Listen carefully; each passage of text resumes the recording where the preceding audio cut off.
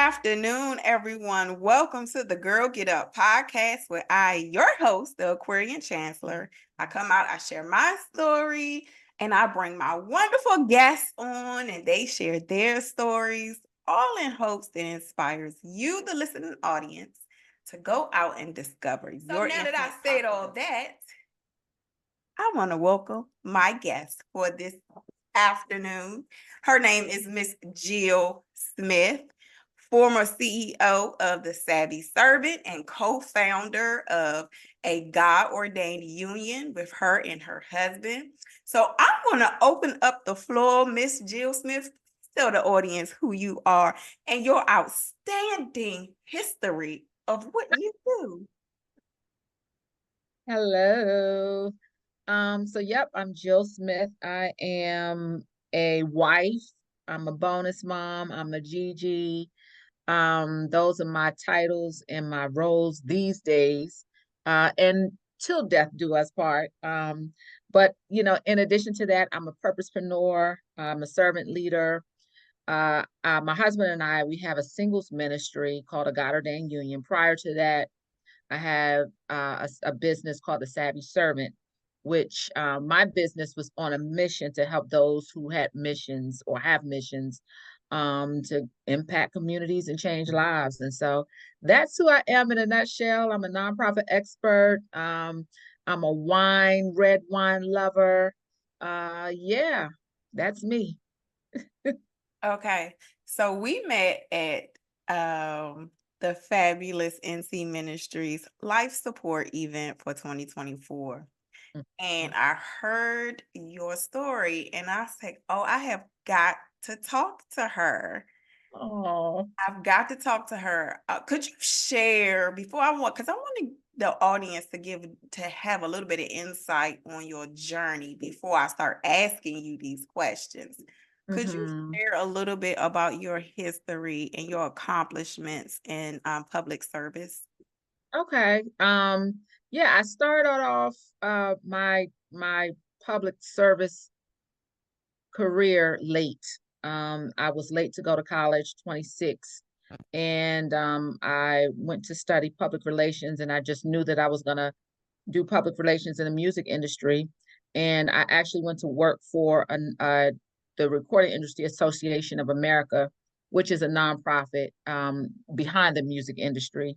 And I liked it. And from there, went on to work for the late Honorable Eunice Kennedy Shriver as her special assistant press secretary. And it was working for her. One side of her office was the Kennedy Foundation. The other side was the Special Olympics, which she's the founder of, or what she was the founder of. And she just said, Jill, I think you should go into public service.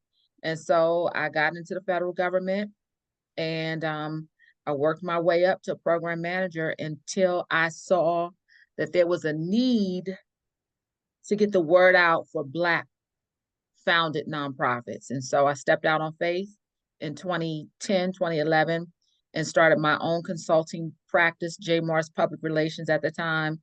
And it was just all about promoting nonprofits, doing public relations for nonprofits. And so yeah, that started my journey until I that consulting. So that's in a nutshell. And then of course you've heard the ugly parts where there were a lot of dips and twists and turns. But yeah, But see, that's not the ugly part because I feel like that was very significant to yes. where you are today. So I wouldn't say that that was the ugly parts. One of the things that I enjoyed about your story was the fact that you you kept going. And when we talk about girl get up, that's what this journey is all about. Like you Yes. talked about, and I hope I'm not sharing too much, but No, share. the depression that she was going through because when you had to come back from Charlotte and you didn't know where you belonged, and you know what I'm saying, that sense of questioning your purpose. And so now today you intentionally call yourself the purposepreneur. So that was very significant. I Yes. enjoyed your story. It was full circle. Mhm. 25 years later, yeah, God brought me back here. So Well, we hear a lot in our community. we hear a lot focus on service, oh, just focus on service. But someone who's actually dedicated over 25 years of service, define what is your definition of focusing on service? See, I'm different. I think that service first starts at home. And Mm, if you can't serve your family, then you have no business outside serving others. And so, and then it gets a little bit deeper than that, because I believe that you have to serve yourself first. And so service can be a gamut of the spectrum, from serving yourself to going out and serving, in foreign missions and going on outreach and, trips around the world. And so, but service is basically doing something for others, doing something heart driven, heartfelt for others who are in need. And it really comes from a place of gratitude. Actually, if you don't understand gratitude, then you won't understand service. mm. For those who might not understand that, connect the two. So a lot of people say, like you always hear Oprah say, you gotta practice gratitude. You gotta practice gratitude. Well, gratitude is basically serving someone without getting anything in return, without seeing someone else's need, knowing that you're so grateful that you don't have to go through that, but you can give freely and from a pure space, and knowing that that person can't do nothing for you in return. Mhm. That's service, and that's understanding gratitude. Yeah. Even when you talked about that full service moment, I mean, that full circle moment, you know what I mean? And then now you Mm-hmm. look back on your story, you were like, even though that was a dark time, I'm so grateful that everything happened just You like the we really way preach it service, did. because it's in service where these blessings start coming down. Mhm. These, and I mean, and you got to be in a pure heart to even be in the realm of it. I can't really explain it. It's so deep to me, but it's outlined in the book of Ruth, it's outlined in the book of Esther. Yeah. So I was gonna wait till later on in the interview to ask you that, but since you brought it up,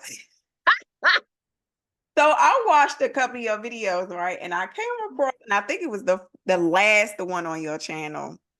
Okay. And you said something so key there. And this is for the singles. This is for the singles. You said that while you are waiting for your something, and I'm paraphrasing, you said Mm-hmm. while you waiting for your person or Uh-huh. your union, you need to be serving. Talk about why you say that. Like, talk about the concept behind that. First of all, if you can't serve, you will not be able to be in no marriage. Okay, Because you it's better all say it. about, I mean, and it's almost like practice ground. But when we say serving, like, because that is where you're visible. That's where somebody can first of all, when you're serving out of a realm that is suspending you from your needs. Mm-hmm. So, and I don't want to sound spooky, but it's like you're giving off energy that is attracting people. So when you're serving, you're totally detached from your needs, your wants, your desires, your expectations. You're literally putting yourself in someone else's shoes, serving, doing something for someone else, and it sends off signals. It sends off signals. Yeah, it's like, So yeah, because you take yourself out of the selfishness. yes, I mean, and you're giving from a whole heart, and that is what attracts what you yep, look for. mm-hmm. Yep. And it's just not just attracting. It's like attracting good all the way around. It's Mhm, like many types of blessings come. So mhm. yeah, Financial, financial, yeah. yeah. Mhm. But this is the key. The key is that if you're going into it expecting the blessings, you missed it.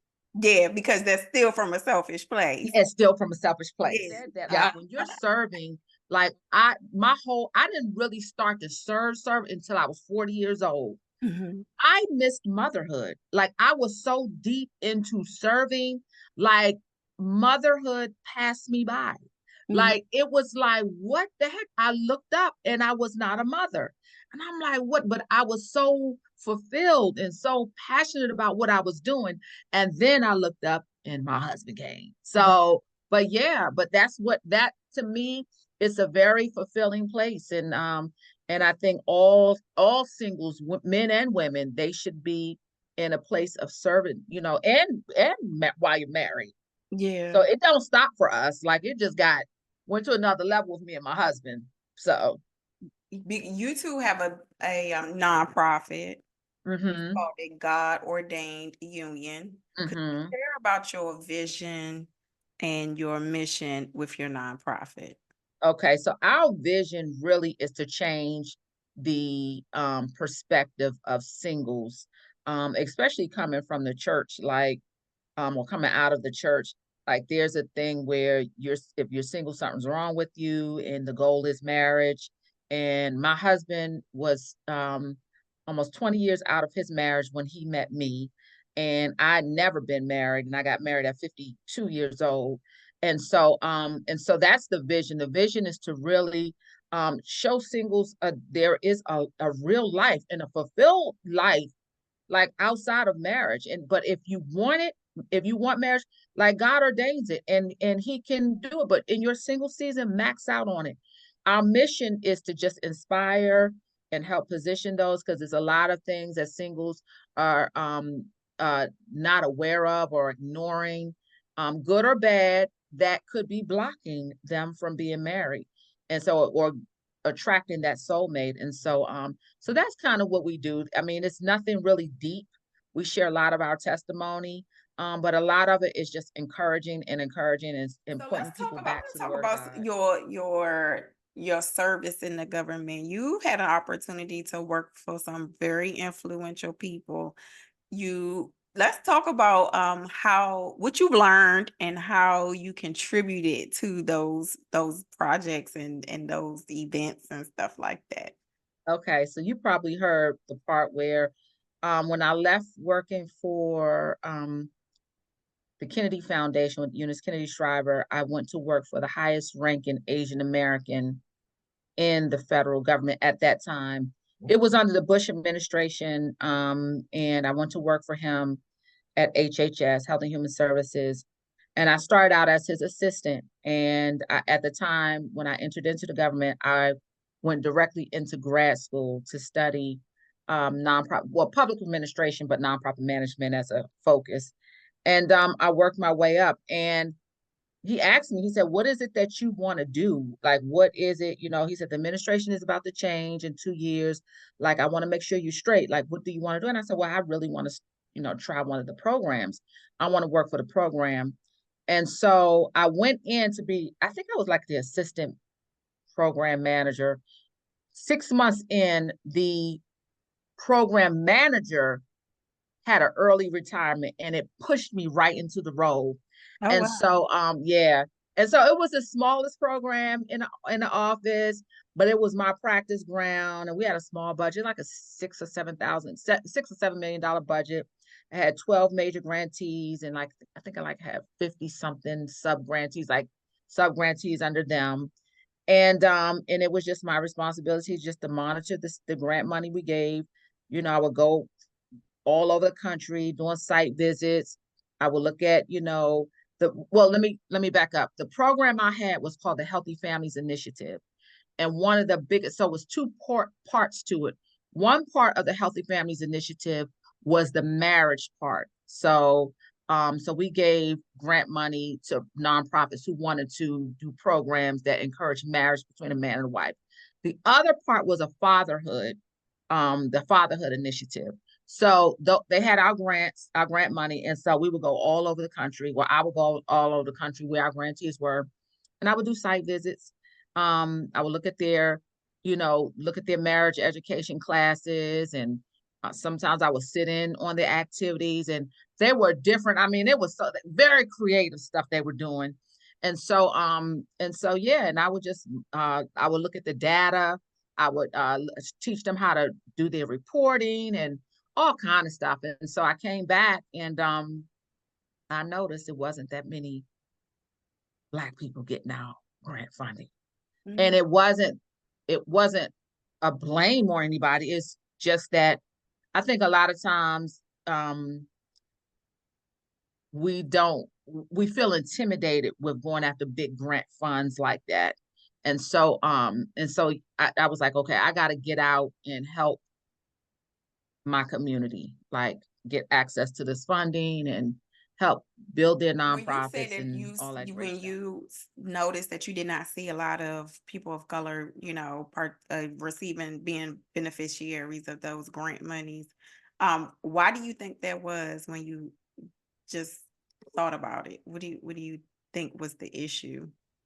I think two things. One is that a lot of people, especially I know me personally, my just people I know, we get into this to the service part of it, but we lack the management part of it.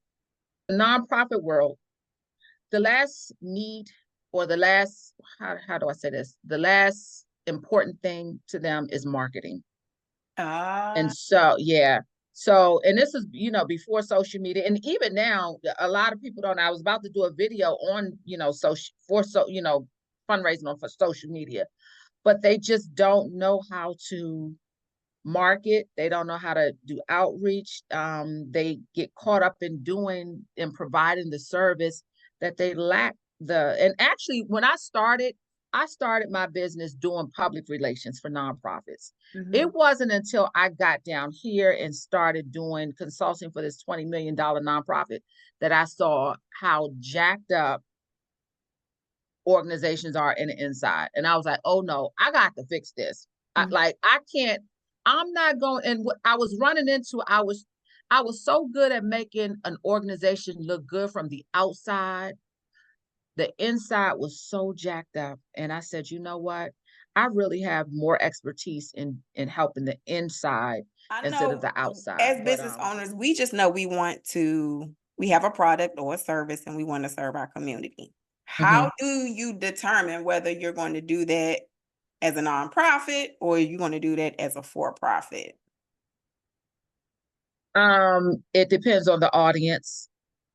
So Mm, say if you have a curriculum, um, well, it is it could go a lot of ways.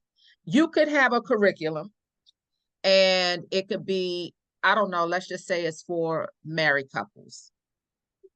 But you can do it as a for-profit and market it to people who can afford it.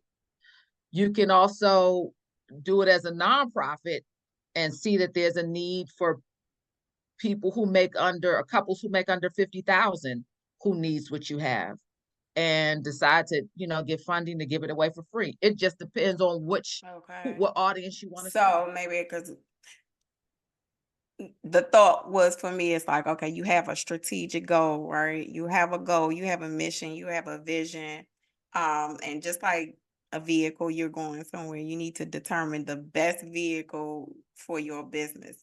You said something about four structures, and I want to encourage the audience to go and we're going to give out your YouTube channel to Okay. go over to your channel. And if you are a nonprofit or you are thinking about creating a nonprofit, please go check out Miss Jill Scott. I mean, I'm sorry. Why is it Miss Jill Smith? Everybody say it. Please go check her I'll out take. because she really breaks it down. You can have a for-profit business and still do some service work. But what Yeah. I do is I encourage all of my clients to get a nonprofit when they're setting up their nonprofit to also start a for-profit on the side, because a nonprofit, you don't own it. It's owned by the public. You only steward it. But say for your nonprofit, say you're serving married couples and all these married couples, they're low income, you're doing marriage education classes, but you want to also create a curriculum. That's your intellectual property. So you create the curriculum on your for profit and you license it out to the Okay. nonprofit. So Nonprofit. What are some of the misconceptions about nonprofits that you think, outside where we just talked about ownership and all of those things? What do you think is some of the biggest misconceptions about nonprofits? Oh, it's so many.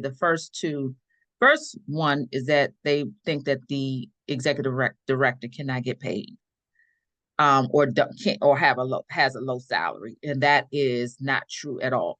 As long as the nonprofit has the revenue, then the staff's salary has to be comparable to any other um person in that same that similar position in that area.